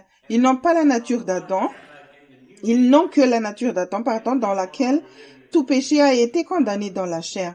Et ils ne peuvent pas entrer dans le royaume de Dieu, dans sa présence, car c'est un royaume spirituel et le péché ne peut pas entrer dans la présence de Dieu. Donc c'est impossible pour eux. Je vais ajouter ceci pendant que je suis ici. Quand je parlais de toutes les choses que nous avons manquées dans le salut, comme le don de la vie éternelle, eh bien l'essentiel pour être sauvé, de croire et d'être baptisé, non.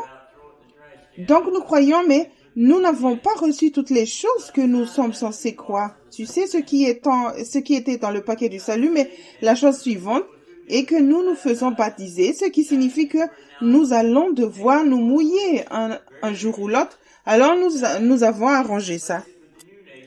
Et ils ont lu les Écritures qui te disent ce que symbolise la tombe, et quand tu vas dans l'eau, ta vieille nature est enterrée dans la tombe. Et quand tu sors de l'eau, tu reviens dans la nouvelle nature. Et à partir de ce moment-là, tu vis dans la nouvelle nature en Christ. OK? Donc, le jour où nous avons été sauvés, le Saint-Esprit est entré en nous et a scellé notre esprit et nous avons reçu cette nouvelle nature. Pensez-y de cette façon. C'est comme si tu avais une voiture et que tu recevais un courrier qu'il y a un appel sur une partie de ta voiture parce qu'elle est défectueuse. Quand tu l'amènes, il n'ajoute pas la nouvelle pièce à côté de l'ancienne. Il enlève l'ancienne pièce, la jette à la poubelle et il met la nouvelle.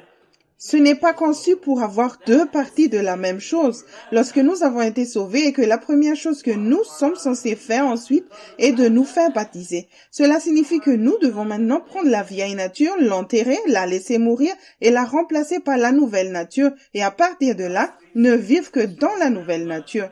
Est-ce que c'est ce que nous avons fait? Je te dis que j'ai fait parce que c'est ce qu'ils ont dit que tu devais faire. Alors ils m'ont pris et ils ont descendu mon Adam dans l'eau et je suis remontée de l'eau avec un Adam mouillé. En gros, c'est ça. Et j'ai lutté contre ça pendant des années après ça. Aller dans l'eau ne tue pas la vieille nature. C'est censé être le symbole que tu as déjà mortifié la chair, que tu as déjà pris la décision, qu'il est absolument Seigneur et que tu vas vivre dans la nouvelle nature, que tu ne te soumets plus à la vieille nature, que tu ne laisses plus Satan avoir accès à toi, que tu ne seras plus le Seigneur de ta propre vie. Il est Seigneur. Cette décision est prise lorsque tu as été baptisé. La partie O est juste pour annoncer au public que je l'ai fait. Il est rare que quelqu'un le fasse. Dieu dit des choses dans le domaine spirituel comme pour eux, par exemple. Ils étaient dans l'eau naturelle, mais il leur a donné des signes qu'ils étaient dans le monde naturel. Tout d'abord, ils ne pouvaient pas comprendre et entendre les choses plus profondes. Alors il a continué. Ils sont toujours des enfants, des bébés. Dieu les aime toujours, mais il doit toujours leur donner du lait. Mais le signe qu'il dit là, qui a prouvé qu'il était dans le monde naturel et non dans le monde spirituel, c'est qu'il y avait des querelles et de l'envie parmi eux et des divisions. Avons-nous des divisions parmi nous? Tu t'es demandé pourquoi nous avions tant de dénominations différentes et pourquoi le corps est si divisé? Et tous ceux qui sont censés être si intelligents avec leur doctorat en théologie, qui invitent toutes ces façons différentes de nous diviser, comment ont-ils trouvé tout cela et personne ne semble pouvoir déterminer qui a raison ou tort? Tu as déjà pensé à ça? Ce n'est pas compliqué, ils sont charnels. C'est le fruit qu'ils sont charnels. C'est un fruit qu'ils fonctionnent dans le monde naturel et non dans le monde spirituel, mais ils agissent de manière spirituelle, mais ils ne sont pas spirituels et ne peuvent même pas trouver qui a raison ou tort parce que c'est juste un raisonnement et une compréhension, c'est une chose. Il n'y a aucun moyen de prouver d'une manière ou d'une autre dans le monde naturel qui a raison dans le spirituel parce que personne n'a d'oreille pour entendre. Ce n'est pas compliqué dans le monde spirituel. Si tu es le Seigneur de ta vie dans le monde naturel, tu ne peux pas comprendre les choses de Dieu. C'est ce que dit l'Écriture.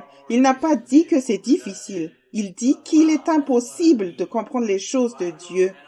Donc, si tu es dans le monde naturel déterminé à comprendre les choses de Dieu, alors, quelle que soit la conclusion à laquelle tu arrives, ce ne sera pas la vérité. Elle peut être vraie parce que tu l'as basée sur certaines écritures et tu arriveras à une conclusion qui semble bonne, mais ce n'est pas la vérité. Dans le monde spirituel, tu peux prouver si quelque chose est la vérité ou non. Ce n'est pas compliqué. Un enfant peut être capable de le faire. Nous nous demandons pourquoi, même si tu entends la vérité, tu ne peux pas la mettre en œuvre. Et si je regardais la télévision et que je voyais une publicité pour un nouveau logiciel pour l'entreprise dans laquelle je travaille qui rendrait mon entreprise beaucoup plus efficace et plus productive, je me dis « Waouh, c'est ce qu'il me faut ». Alors je vais acheter ce logiciel et je la ramène à la maison, mais j'ai un petit problème, je n'ai pas d'ordinateur. Alors je sors le disque et je vais dans la cuisine, je le mets dans mon grille-pain. Tu appuies sur « griller » ou « bien griller », ce que tu aimes, et tu appuies dessus. Est-ce que ce grille-pain va faire fonctionner ce logiciel? Il va le faire fondre. Maintenant, tu dis que quelqu'un est assez fou pour faire une chose pareille. Mais si chaque semaine, il continue à acheter de nouveaux logiciels et à la mettre dans le grille-pain en se demandant pourquoi ça ne fonctionne jamais, tu commences à te demander s'ils ont perdu la tête, non? Il y a un problème quelque part. Tu as plus de chances de faire fonctionner un logiciel informatique dans ton grille-pain que le logiciel du royaume de Dieu.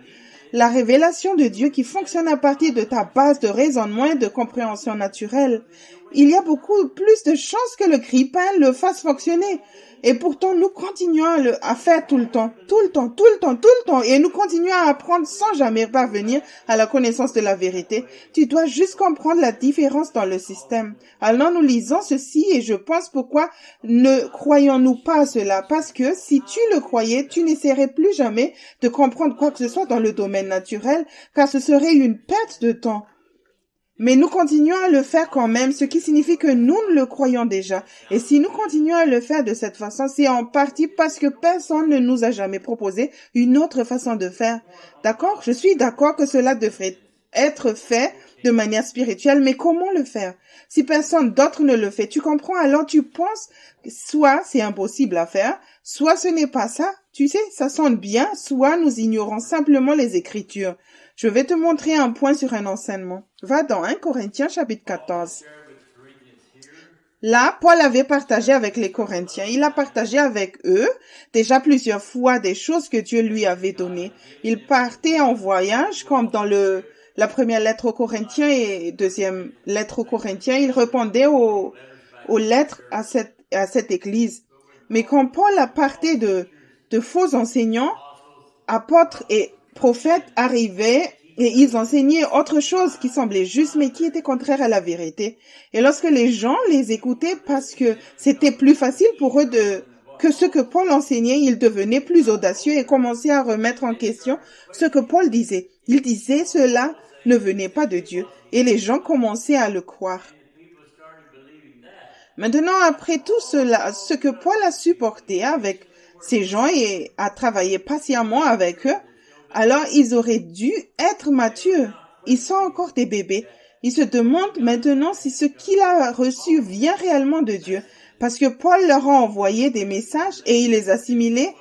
C'est ce que Dieu m'a donné pour vous. C'est donc là qu'ils l'ont mis en question. Tu peux voir dans les Écritures que je vais partager avec toi qu'il a déjà dépassé le stade de l'exhortation à ce moment-là. Souviens-toi dans le 2 Timothée chapitre 4 verset 2.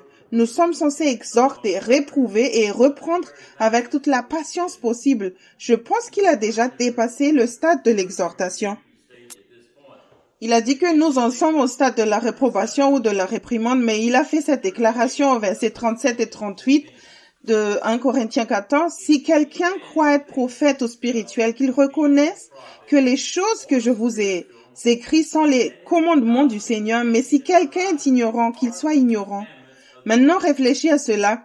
Il se demandait si ce qu'il leur disait venait vraiment de Dieu, et il leur a posé une question. S'il y a quelqu'un qui croit être un prophète ou une personne spirituelle parmi vous, que cette personne confirme que ce que je vous ai dit, si cela vient de Dieu ou non. Maintenant, beaucoup de gens n'ont peut-être pas de vrais prophètes parmi eux, mais on pourrait penser qu'une église devrait avoir au moins une personne spirituelle, n'est-ce pas?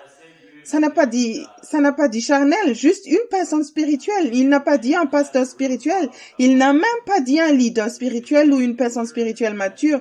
Juste une personne spirituelle. Cette personne devrait être capable de confirmer si ce que Paul a dit vient de Dieu ou non. C'est en grande partie du bon sens. Je ne connais pas d'autre moyen de savoir avec certitude si ce que Paul disait à ces gens venait vraiment de Dieu. Le seul que je connaisse qui pourrait être vrai ou non, c'est de demander à Dieu. Tu comprends? Si certains d'entre vous lisent le livre Mes brebis entendent ma voix, ou que vous rencontrez quelqu'un plus tard et qu'il dit, eh bien, le frère Hitchcock a dit cela, et tu peux penser, eh bien, cela ne lui ressemble pas beaucoup. Comment sais-tu s'il a vraiment dit ça ou non? La seule façon de savoir avec certitude si je l'ai dit serait de venir me le demander, n'est-ce pas? Appelle-moi ou écris-moi ou quelque chose comme ça. C'est la seule façon d'en être sûr. Mais Paul a dit, j'ai reçu cela de Dieu. Donc, il est le seul à savoir avec certitude s'il a dit cela, le Père ou non. Et l'a autorisé à leur dire cela. Il dit qu'un vrai prophète ou une personne spirituelle devrait pouvoir demander à Dieu. As-tu donné cela à Paul pour qu'il le donne aux Corinthiens? Oui ou non? Je te dis que pendant les 2, 3, 4 semaines où je marchais avec Dieu, j'aurais pu le faire en 30 secondes et donner la réponse et elle aurait été juste. Juste le simple témoignage du Saint-Esprit. C'est un autre enseignement. Je ne vais pas en parler maintenant, mais l'une des tâches du Saint-Esprit, nous entendons très peu d'enseignements à ce sujet. Dans Jean 16, verset 13, Jésus a dit, « Quand l'Esprit de vérité sera venu, il vous conduira dans toute la vérité. » Dans 1 Pierre, il est dit que c'est l'Esprit qui rend témoignage. Lorsque nous avons été sauvés, il est dit que c'est le Saint-Esprit. Dès que nous avons été sauvés, le Saint-Esprit a témoigné par notre esprit que nous sommes les enfants de Dieu. C'est donc l'un des tâches de l'Esprit Saint, rendre témoignage. J'ai reçu de bonnes instructions de la part du jeune homme qui me témoignait lorsque j'ai changé de vie. Je suis allée dans leur église et l'une des premières choses que le pasteur a partagé avec moi, c'était des écritures sur le travail du Saint-Esprit. Il a partagé avec moi comment lire la Bible et travailler avec le Saint-Esprit. Il a donc parlé de l'une des fonctions du Saint-Esprit dans Jean chapitre 14, verset 26. Jésus a dit, « Quand le Saint-Esprit sera venu, il vous enseignera toutes choses. Il est l'enseignant et il vous rappellera tout ce que je vous ai dit. » Ici, dans Jean 16, il dit, « Quand l'Esprit de vérité sera venu, il vous conduira dans toute la vérité. » Il a dit qu'il témoignera la vérité. Il a donc partagé ses écritures avec moi. Il a dit maintenant, c'est l'une des tâches du Saint-Esprit. Sa tâche est de rendre témoignage de la vérité. Et il me regarde et dit, « Tu crois qu'il ne fera pas ce qu'il est autorisé à faire? » C'est ce qu'il a dit qu'il fera. Et Dieu n'est pas un homme pour qu'il mente. Penses-tu qu'il fera ce qu'il a dit qu'il fera ou non? Bien sûr qu'il fera ce qu'il a dit. Alors je m'y attendais. Alors je suis allée dès le lendemain et je l'ai testé sur quelque chose parce que nous sommes censés amener toute pensée captive à l'obéissance de Christ avant de libérer notre foi dans quelque chose. Alors je ne vais pas libérer ma foi dans quelque chose qui semble juste. Je veux que tu saches que c'est la vérité et que le seul à en être sûr est la vérité elle-même. J'ai donc demandé à l'Esprit de vérité d'en témoigner. Maintenant, ce pasteur, c'est assez drôle parce qu'il vient d'un milieu non pentecôtiste, a dit ça. Certaines des choses de base qu'il m'a dites, je parie que très peu de pentecôtistes ont déjà enseigné ça sur le Saint-Esprit et c'est ce type-là. Et il m'a même prêché sur le parler en langue dans l'église. Contre le parler en langue dans l'église. Je suis sérieux, hein. Pourtant, pour le niveau dans lequel il marchait, il était sauveur d'âme. Beaucoup de gens étaient sauvés, mais c'est lui qui a partagé cela avec moi. Et j'ai donc pensé, eh bien, comment le Saint-Esprit va-t-il témoigner? Il n'y a nulle part d'indication comment cela fonctionne exactement. Il est juste dit qu'il l'a fait quand nous avons été sauvés. Il a témoigné à notre esprit. Alors, si tu te souviens de ça, comment as-tu ressenti cela? J'ai grandi dans un milieu non pentecôtiste, donc je n'étais pas familier avec l'esprit. Donc, la seule expérience que j'avais eue, c'était lors de ce brisement où le Saint-Esprit est simplement venu sur moi très fort et j'ai ressenti son amour. J'ai donc dû m'interroger sur quelque chose. Le lendemain, alors, je vais demander au Saint-Esprit. Je veux juste savoir si c'est la vérité ou non. Si c'est la vérité, je le croirai et je ferai ce qu'il a dit. Si ce n'est pas le cas, alors je ne le ferai pas. Et ton travail est d'en témoigner. Mais je ne sais pas comment je vais savoir avec certitude que c'est toi. Alors voici ce que je vais te demander. Si c'est oui, si c'est la vérité, est-ce que tu descends sur moi assez fort, là où j'ai senti le faire avant, pour que je n'ai aucun doute que c'est toi. Et dès que j'ai dit cela, le Saint-Esprit est venu sur moi très fort. Et j'ai pensé, waouh, qu'est-ce que je fais si c'est non? J'essaie de réfléchir et j'ai dit, eh bien, si la réponse est non, j'ai la paix que tout est bien avec moi, avec toi. Alors, si la réponse est non, est-ce que tu veux juste troubler mon esprit, attrister mon esprit, m'enlever la paix? Et il l'a fait. Ce n'est pas très agréable, mais j'ai fait ça pendant quelques jours. Quand c'est non, je comprends ça. Ou si c'est oui, je comprends l'autre. Alors je suis retournée demander le Seigneur, est-ce que je peux renégocier ça?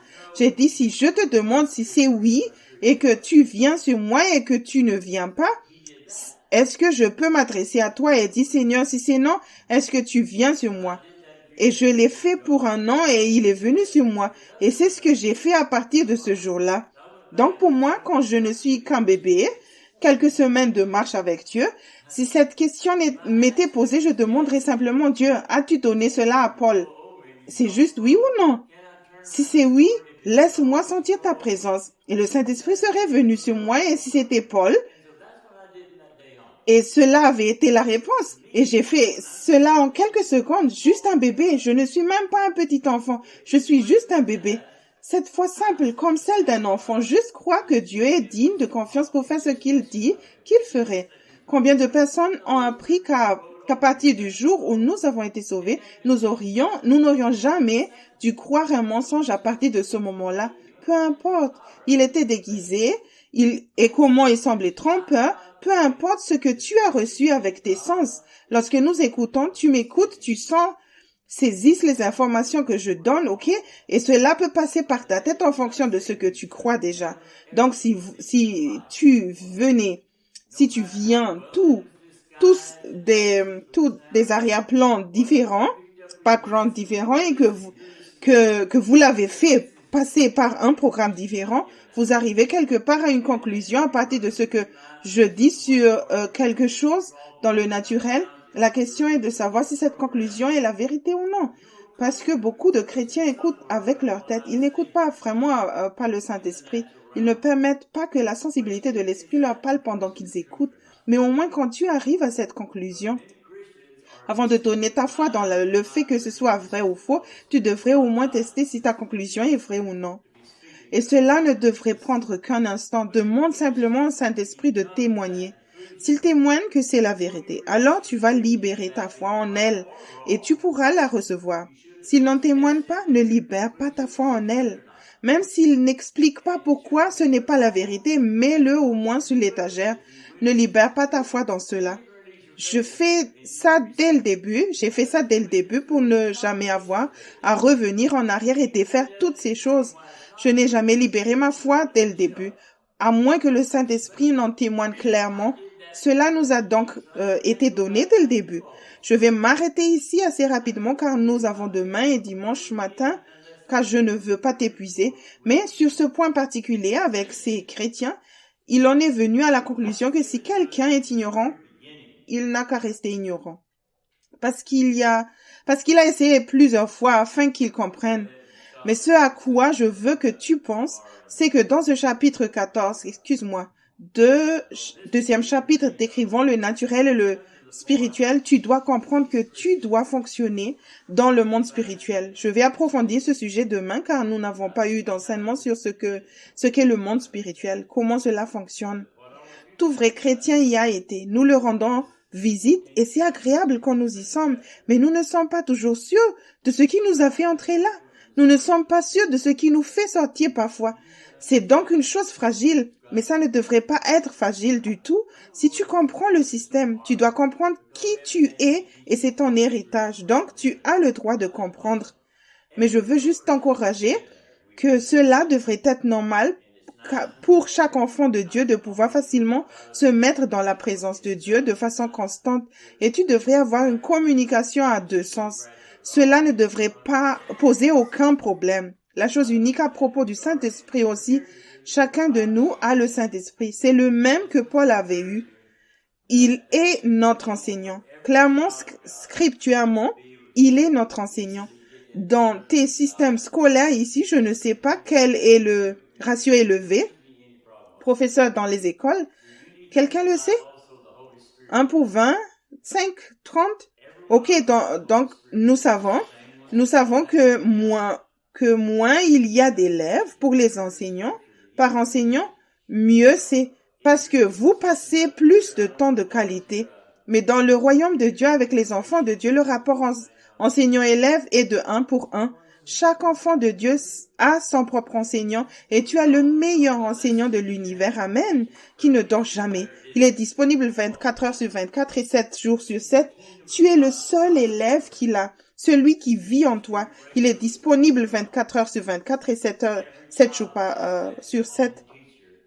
Et il a un plan de qui tu es exactement de la part du Seigneur et tout ce qu'il faut pour y arriver. Et il a été autorisé à t'enseigner tout ce que tu dois savoir pour arriver à la pleine maturité et plénitude de ton héritage est autorisé maintenant. Alors, à quoi cela sert-il si nous ne pouvons pas l'entendre? Tu vois? Parce que tu as perdu cette chose. Nous n'avons pas d'autre choix que de revenir au raisonnement et à la compréhension. C'est la seule autre option que nous ayons parce que personne n'a jamais posé les fondations de comment être spirituel pour débuter. Nous commençons à être spirituels et nous grandissons spirituellement. Tu n'essaies pas de grandir et de devenir spirituel. Tu deviens spirituel et tu grandis. Il y a une différence entre les deux et je l'expliquerai un peu plus tard, mais nous devons comprendre qu'il y a des moyens qui semblent justes et que l'Église achète ces moyens depuis des générations. Cela n'a pas commencé avec nous. C'est le cas dans toutes les dénominations et ce sont tout ça les fruits. Je veux partager une petite histoire avant de conclure pour que nous comprenions bien la différence entre la vérité qui vient de Dieu et les choses qui ne sont pas que des faits ou des réalités. Un homme est venu dans notre église, un peu comme moi, et comme lui, il venait d'Angleterre. Et c'était il y a 40 ans, et je n'avais jamais vu un vrai anglais, sauf à la télévision. J'étais donc un peu intriguée par son accent, et cet homme avait voyagé dans le monde entier comme moi maintenant, et il avait la réputation d'être un bon enseignant. Et nous étions nouveaux dans l'église, alors c'est la première fois que j'allais l'entendre. Mais une fois par an, il faisait 100 circuits en passant par les États-Unis et il s'arrêtait dans cette église. Et cela va donc être la 8e année consécutive qu'il vient dans cette église. Et donc, j'étais toute excitée. Nous étions environ 300 dans la congrégation et quand je suis arrivée, le gars s'est présenté, il s'est levé et a dit « Je veux partager un enseignement sur la différence entre le vrai et la vérité. » La première chose que j'ai pensé est bien, si c'est vrai, c'est la vérité. Quelle est la différence? Avant de commencer l'enseignement, il a dit « C'est la 8e fois que je viens dans votre ville, dans votre église, et à chaque fois que je suis venu, j'ai séjourné dans la maison d'un de vos anciens. » Et il a désigné le docteur Kuhn, un médecin au premier rang. Il a dit « Je suis resté dans la maison de docteur Kuhn, c'est la 8e fois consécutive. » Il a dit « Le docteur Kuhn est un homme très instruit. » Il a dit « Il a en fait été dans ma maison dans le Kent, en Angleterre, et il connaît les coutumes des Anglais. À une certaine heure, chaque jour, nous prenons le thé. Il a dit, cela fait maintenant 8 fois que je reste avec lui et pas une seule fois, il ne m'a offert une tasse de thé. Maintenant, que penses-tu d'un type comme ça? Quel genre d'hôte est-ce? Il a donc fait une pause et a donné aux 300 d'entre nous un temps suffisant pour juger le frère Kuhn. Et je me souviens que je n'ai même pas été subtil. J'ai regardé droit dans les yeux et je me suis dit, comment peux-tu être aussi insensible? J'ai plus de bon sens que ça. Je sais que les Anglais boivent du thé. Je lui aurais donné une tasse de thé au moins. Puis quand il a continué, il a dit, « Maintenant tout ce que j'ai dit est vrai, c'était un fait. Je n'ai pas dit une seule chose qui n'était pas vraie. » Mais a-t-il dit, « J'ai omis un fait important. La première fois que je suis venu dans votre ville, il est venu me chercher à l'aéroport. Nous rentrions chez lui en voiture et j'ai dit, Dr. Kuhn, je sais que tu connais les coutumes des Anglais, comment ils boivent du thé tous les jours, mais ne t'embête pas à me proposer du thé, je n'aime pas le thé. » Il a répondu, « Maintenant, j'ai séjourné dans des milliers de maisons dans le monde entier, mais je n'ai jamais séjourné dans une maison où j'ai été traité plus royalement que chez Dr. Kuhn et sa femme m'ont traité. Ce sont les hôtes les plus gracieux que j'ai jamais eus. Au fait, comment as-tu jugé le Dr. Kuhn en tant qu'hôte? 300 d'entre nous, y compris le pasteur et les anciens, ont été convaincus. Parce que cet homme a partagé des choses qui étaient une seule chose qui était un mensonge, mais pour nous tous qui écoutions au naturel, il nous a amené exactement à la même conclusion. Cet homme était un mauvais hôte, ce qui était un mensonge, et il n'a pas dit une seule chose qui était un mensonge. Puis il a parlé pendant 2 heures de la façon dont le diable a corrompu toutes les doctrines et divisé les églises en faisant la même chose, en donnant des écritures, en omettant d'autres écritures clés pour t'amener à la conclusion, et tu le crois. Un autre groupe à qui on donne 50 passages, 25 ou d'autres, arrive à une conclusion un peu différente. Il continue à se diviser à partir du domaine naturel charnel, à partir de ce domaine naturel, et le fruit en est les divisions, les querelles, les envies parmi nous. Une fois qu'il a fait cela, cela m'a aidé plus que tout ce que j'avais entendu. Je marchais déjà en communion avec Dieu à l'époque, mais cela m'a vraiment permis de comprendre comment Satan travaillait dans ce domaine et je me suis donc assurée à chaque conclusion avant de libérer ma foi en cela et je le faisais déjà, mais cela l'a juste renforcé que je vérifie avec le témoignage du Saint-Esprit.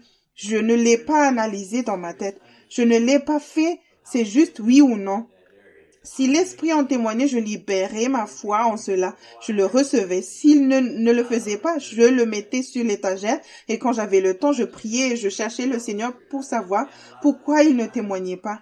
Ainsi, cette très simple ruse de Satan peut tromper les gens si facilement si tu fonctionnes à partir du naturel. Et je dirais une dernière chose. Tu sais que les personnes les plus faciles à tromper et à faire croire à un mensonge sont celles qui sont les plus intelligentes. Dans le naturel, plus tu crois être intelligent, plus il est facile pour lui de te tromper dans le naturel.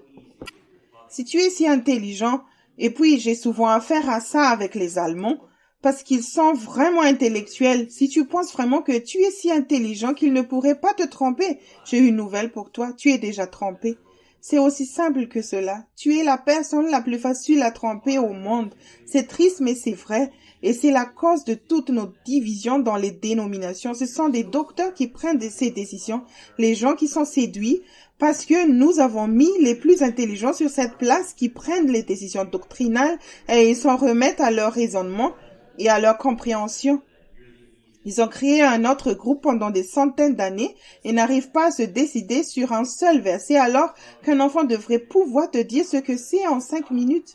Ce n'est pas compliqué, il suffit d'une seule personne spirituelle. Nous devons donc revenir à ce royaume spirituel et c'est essentiellement pour cela que je suis ici, pour partager cela. Qui s'est déjà partagé avec certains d'entre vous? Je pense le livre Mes brebis entendent ma voix. Certains d'entre vous l'ont déjà vu et je veux dire ce livre. Et il a partagé ici avec toutes les écritures et les mécanismes de comment entendre réellement la voix du Seigneur, comment la tester. C'est donc la base avec laquelle on commence et que l'on va s'efforcer de développer. Une autre bonne chose, le dernier livre que Dieu m'a fait écrire, et celui-ci est un livre que j'ai connu. Nous allons dans des lieux où j'y suis allé plusieurs fois et nous travaillons, mais il s'intitule « Réveillez-vous, le temps touche à sa fin ».